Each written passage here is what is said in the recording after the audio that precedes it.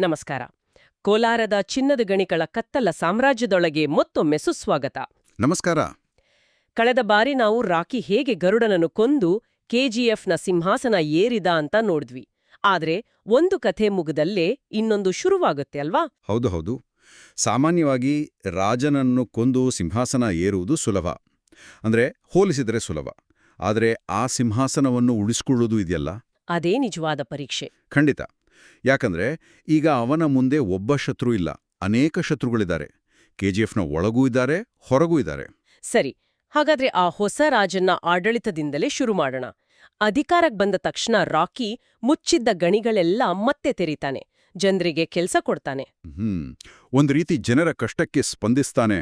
ಆದ್ರೆ ಅದೇ ಸಮಯದಲ್ಲಿ ತನ್ನ ಅಧಿಕಾರವನ್ನ ಪ್ರಶ್ನಿಸಿದ ಕಮಲ್ ಅನ್ನೋನನ್ನ ಅಲ್ಲೇ ಎಲ್ಲರ ಮುಂದೆ ಗುಂಡಿಕ್ಕಿಕೊಳ್ತಾನೆ. ಇದು ಯಾವ ರೀತಿಯ ನಾಯಕತ್ವ? ಇದೊಂದು ರೀತಿ ಪರೋಪಕಾರಿ ಸರ್ವಾಧಿಕಾರ ಅಂತ ಹೇಳ್ಬೋದು.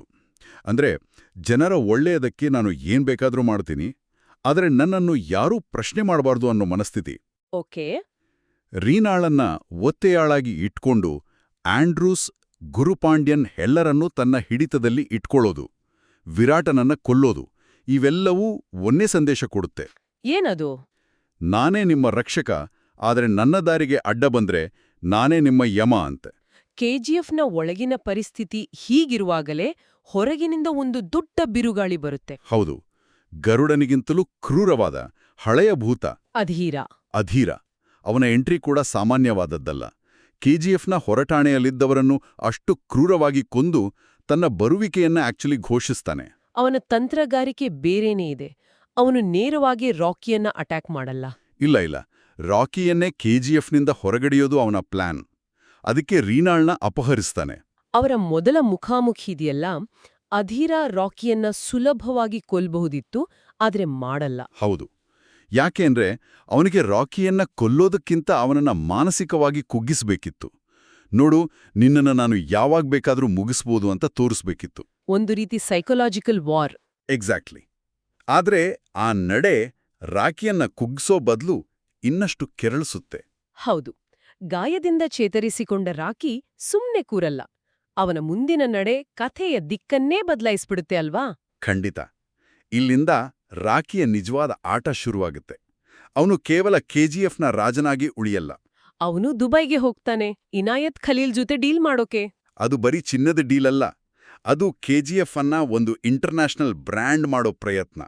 ಅದೇ ಸಮಯದಲ್ಲಿ ಭಾರತದ ಪಶ್ಚಿಮ ಕರಾವಳಿಯನ್ನ ತನ್ನ ಹಿಡಿತಕ್ಕೆ ತಗೊಳ್ತಾನೆ. ಅಂದ್ರೆ ಖಲೀಲ್ನ ಜನರನ್ನ ಮುಗಿಸ್ಬಿಟ್ಟು? ಹೌದು. ಯಾಕಂದ್ರೆ ಚಿನ್ನ ತೆಗೆಯೋದು ಮಾತ್ರ ಅಲ್ಲ, ಅದನ್ನ ಮಾರುಕಟ್ಟೆಗೆ ತಲುಪಿಸೋವರೆಗಿನ ಇಡೀ ಸಪ್ಲೈ ಚೈನ್ ಅವನು ಕಂಟ್ರೋಲ್ಗೆ ಬೇಕಿತ್ತು. ಇದು ಶುದ್ಧ ಬಿಸ್ನೆಸ್ ಸ್ಟ್ರಾಟಜಿ. ಅವನು ತರಿಸೋ ಆ ಕಲಾಶುನ್ಕೋವ್ ಗನ್ಗಳು? ಆ ಗನ್ಗಳು ಬಂದ್ಮೇಲೆ ಯುದ್ಧದ ಸ್ವರೂಪವೇ ಬದಲಾಗುತ್ತೆ. ಈಗ ಅದು ಕತ್ತಿ ಬಂದೂಕಿನ ಯುದ್ಧ ಅಲ್ಲ, ಬದಲಿಗೆ ಆಧುನಿಕ ಶಸ್ತ್ರಾಸ್ತ್ರಗಳ ಯುದ್ಧ ಆಗುತ್ತೆ. ಹೊಸ ಆಯುಧಗಳಿಂದ ಅಧೀರನನ್ನ ಹಿಮ್ಮೆಟ್ಟಿಸ್ತಾನೆ.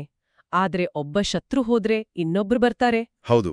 ಈ ಸಾರಿ ಬರೋದು ಒಬ್ಬ ವ್ಯಕ್ತಿಯಲ್ಲ, ಇಡೀ ಸಿಸ್ಟಮ್. ನೀವ್ ಹೇಳ್ತಿರೋದು ಪ್ರಧಾನಮಂತ್ರಿ ರಮಿಕಾ ಸೇನ್ ಬಗ್ಗೆ? ಹೌದು.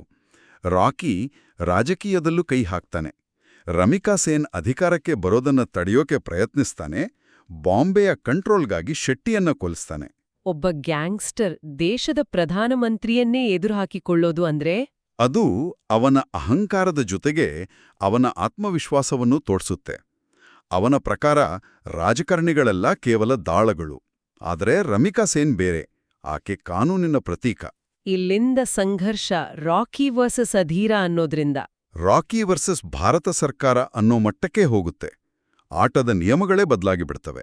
1981ನಲ್ಲಿ ರಮಿಕಾ ಸೇನ್ ಪ್ರಧಾನಿ ಆದ್ಮೇಲೆ ಅದು ಸ್ಪಷ್ಟವಾಗಿ ಕಾಣಿಸ್ತಾ ಇದೆ. ಸಿಬಿಐ ದಾಳಿಗಳು. ಹೌದು. ದೇಶಾದ್ಯಂತ ಅವನ ಗೋದಾಮುಗಳ ಮೇಲೆ ದಾಳಿ ಮಾಡ್ತಾರೆ.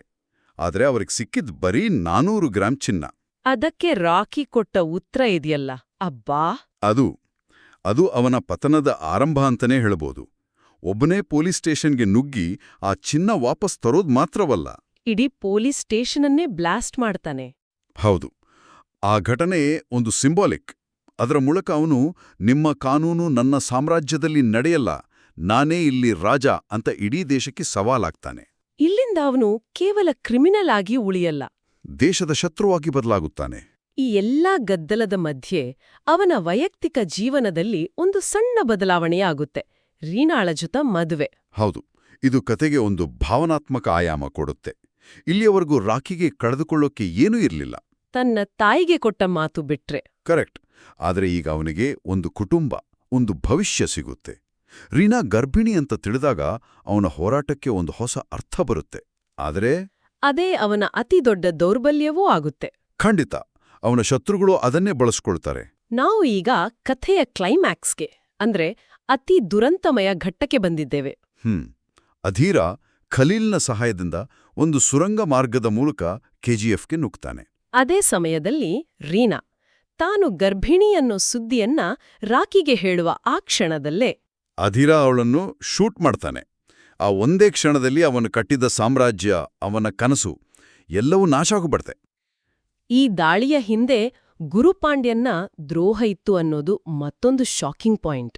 ಯಾವಾಗ್ಲೂ ಅಷ್ಟೇ, ಒಳಗಿನ ಶತ್ರುನೇ ಹೆಚ್ಚು ಅಪಾಯಕಾರಿ. ಆ ಘಟನೆ ನಂತರ ರಾಕಿ ಯೋಚಿಸೋದನ್ನೇ ನಿಲ್ಲಿಸ್ತಾನೆ. ಅವನಲ್ಲಿ ಉಳಿಯೋದು ಬರೀ ಸೇಡು. ಆ ಸೇಡಿನ ಕಿಚ್ನಲ್ಲಿ ಅವನು ಮಾಡೋದು ಭಯಾನಕ. ಹೌದು, ಅಧೀರನನ್ನು ಉಸುರುಗಟ್ಟಿಸಿ ಕೊಲ್ತಾನೆ. ಅಲ್ಲಿಗೆ ನಿಲ್ಸಲ್ಲ, ನೇರವಾಗಿ ದೆಹಲಿಗೋಗ್ತಾನೆ. ಸಂಸತ್ತಿನ ಭವನದೊಳಗೆ ನುಗ್ಗಿ ಪ್ರಧಾನಿ ರಮಿಕಾ ಸೇನ್ ಕಣ್ಣೆದುರೇ ಗುರುಪಾಂಡ್ಯನನ್ನು ಕೊಲ್ತಾನೆ. ಇದು ಅವನ ಅಂತಿಮ ತಪ್ಪು, ಅತಿ ದೊಡ್ಡ ತಪ್ಪು. ಯಾಕಂದ್ರೆ ಸಂಸತ್ತಿನ ಮೇಲೆ ದಾಳಿ ಅಂದ್ರೆ ಅದು ದೇಶದ ಪ್ರಜಾಪ್ರಭುತ್ವದ ಮೇಲಿನ ದಾಳಿ. ಆ ಕ್ಷಣದಿಂದ ಸರ್ಕಾರಕ್ಕೆ ಬೇರೆ ದಾರಿನೇ ಇರಲ್ಲ. ಅವನ ವಿರುದ್ಧ ಮರಣದಂಡನೆ ಆದೇಶ ಹೊರಡಿಸಲಾಗುತ್ತೆ. ಅವನು ತನ್ನ ಪತನವನ್ನ ತಾನೇ ಬರ್ಕೊಂಡ. ನಂತರ ನಡೆಯೋದು ಒಂದು ಯುದ್ಧ. ಭಾರತೀಯ ಸೇನೆ ಕೆಜಿಎಫ್ ಮೇಲೆ ದಾಳಿ ಮಾಡುತ್ತೆ. ರಾಕಿಯಲ್ಲಿನ ಜನರನ್ನು ಸುರಕ್ಷಿತವಾಗಿ ಕಳುಹಿಸಿ ತನ್ನೆಲ್ಲ ಚಿನ್ನದೊಂದಿಗೆ ಒಂದು ಹಡಗಿನಲ್ಲಿ ಪಲಾಯನ ಮಾಡ್ತಾನೆ. ಆದರೆ ಅವನ ಕೊನೆಯ ನಡೆ ಮಾತ್ರ ತುಂಬಾ ವಿಚಿತ್ರವಾಗಿದೆ. ಯಾಕೆ ಅವನು ತನ್ನ ಲೊಕೇಶನ್ ಬಗ್ಗೆ ನೌಕಾಪಡೆಗಳಿಗೆ ಸಿಗ್ನಲ್ ಕೊಡ್ತಾನೆ? ಯಾಕಂದ್ರೆ ಅದು ರಾಕಿ. ಅವನು ಸೋಲನ್ನು ಒಪ್ಕೊಳ್ಳಲ್ಲ. ನನ್ನನ್ನು ಹಿಡಿಯೋದಾದ್ರೆ ಒಬ್ರಿಂದ ಸಾಧ್ಯವಿಲ್ಲ, ಇಡೀ ಪ್ರಪಂಚವೇ ಬರಲಿ ಅನ್ನೋದು ಅವನ ಕೊನೆಯ ಸವಾಲು. ಅವನು ತನ್ನ ಅಂತ್ಯವನ್ನ ತನ್ನದೇ ಸ್ಟೈಲ್ನಲ್ಲಿ ನಿರ್ಧರಿಸ್ತಾನೆ. ಅಂತಿಮವಾಗಿ ಪ್ರಧಾನಮಂತ್ರಿ ರಮೀಕಾ ಸೇನ್ ಕೆಜಿಎಫ್ ಮತ್ತು ರಾಕಿಯ ಹಡಗು ಎರಡನ್ನೂ ನಾಶ ಮಾಡ್ತಾರೆ. ರಾಕಿ ತನ್ನೆಲ್ಲಾ ಚಿನ್ನದ ಜೊತೆ ಸಮುದ್ರದಲ್ಲಿ ಮುಳುಗಿ ಹೋಗ್ತಾನೆ. ಅವನ ಸಾಮ್ರಾಜ್ಯದ ಕಥೆ ಅಲ್ಲಿಗೆ ಮುಗಿಯುತ್ತೆ. ಒಬ್ಬ ವ್ಯಕ್ತಿಯಾಗಿ ಅವನ ಕಥೆ ಮುಗಿಯುತ್ತೆ. ಹೌದು, ಆದರೆ ಒಂದು ದಂತಕಥೆಯಾಗಿ ಅವನ ಕಥೆ ಅಲ್ಲಿಂದಲೇ ಶುರುವಾಗುತ್ತೆ. ಅವನು ಕಾರ್ಮಿಕರಿಗಾಗಿ ಕಟ್ಟಿಸಿದ ಕಾಲೋನಿ ಇರುತ್ತೆ. ಅವನಿಂದ ಪ್ರೇರಿತನಾದ ಪತ್ರಕರ್ತ ಅವನ ಬಗ್ಗೆ ಪುಸ್ತಕ ಬರೀತಾನೆ. ಸೊ ಭೌತಿಕ ಸಾಮ್ರಾಜ್ಯ ನಾಶವಾದರೂ ಅವನ ಕಲ್ಪನೆಯ ಸಾಮ್ರಾಜ್ಯ ಉಳಿಯುತ್ತೆ. ಎಲ್ಲರೂ ಕಥೆ ಮುಗಿಯಿತು ಅಂದ್ಕೊಳ್ಳುವಾಗಲೇ ಕೊನೆಯಲ್ಲಿ ಒಂದು ಅನಿರೀಕ್ಷಿತ ತಿರುವು ಕಾದಿದೆ. ಹೌದು, ಅದು ಬಹಳ ಇಂಟ್ರೆಸ್ಟಿಂಗ್. ರಾಕಿ ಸಾಯೋ 3 ತಿಂಗಳ ಮುಂಚೆ ಒಬ್ಬ ಸಿಐಎ ಏಜೆಂಟ್ ಪ್ರಧಾನಿಗೆ ಒಂದು ಫೈಲ್ ಕೊಡ್ತಾನೆ. ಅದರಲ್ಲಿ ಅಮೆರಿಕ ಮತ್ತು ಬೇರೆ 16 ದೇಶಗಳಲ್ಲಿ ರಾಕಿ ಮಾಡಿದ ಅಪರಾಧಗಳ ವಿವರಗಳಿರುತ್ತೆ. ಅಷ್ಟೇ ಅಲ್ಲ, ಕೊನೆಯಲ್ಲಿ ಕೆಜಿಎಫ್ ಚಾಪ್ಟರ್ 3 ಅನ್ನೋ ಪುಸ್ತಕದ ಒಂದು ಕರಡು ಪ್ರತಿ ಸಿಗುತ್ತೆ. ಹಾಗಾದ್ರೆ ನಾವು ಕೇಳಿದ ಈ ಕಥೆ ನಿಜವಾಗಿಯೂ ಅಂತ್ಯವೇ, ಅಥವಾ ನಾವು ನೋಡಿದ್ದು ಅವನ ಜಾಗತಿಕ ಸಾಮ್ರಾಜ್ಯದ ಕೇವಲ ಒಂದು ಸಣ್ಣ ಭಾಗನಾ? ಅವನ ಕಥೆ ನಿಜವಾಗಿಯೂ ಆ ಸಮುದ್ರದಲ್ಲಿ ಮುಗಿದಿದೆಯಾ ಅಥವಾ ಬೇರೆ ರೂಪದಲ್ಲಿ ಇನ್ನೂ ಮುಂದುವರೆದಿದೆಯಾ? ಯಾರಿಗೂ ಗೊತ್ತಿಲ್ಲ. ಈ ಪ್ರಶ್ನೆಗಳೊಂದಿಗೆ ಇಂದಿನ ಈ ಚರ್ಚೆಯನ್ನು ಮುಗಿಸೋಣ.